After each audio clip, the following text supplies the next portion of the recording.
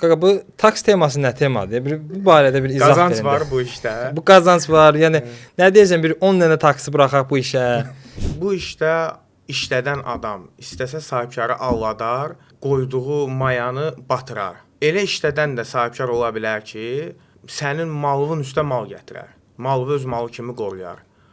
Bir sahibkar bu işə bugünkü gün başlamaq üçün sənin tövsiyə edəcəyin bir minik avtomobil varmı? Onunla bu iş daha uyğun olar, onun üçün uğurlu olar deyə.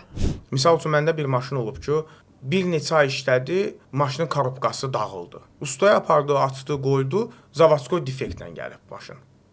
Yəni Sən öncə elə eləməlisən, necə deyirlər, nə şiş yansın, nə kebabı da. Mənim fikrimə görə, yəni mənim iş prinsiplərimə görə, sürücü də sahibkar qədər qazanmalıdır. Onda da sürücü başlayır. Bu nə deyə qəpik söhbət eləyirlər. O qəpik söhbət eləmir, o sənin davranışına uyğun səndən rəftar eləyir. Müştəri pulu vermədi, qaçdı.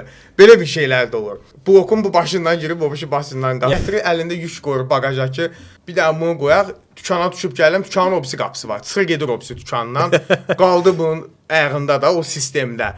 İndi sürücü sərnişinə baxır, sərnişin sürücü baxır, mən neyniyim? Mən maşını qaytarıram, işləmirəm və yaxud da yığır. Mən neyinim müdür, başıma belə bir iş gəldi.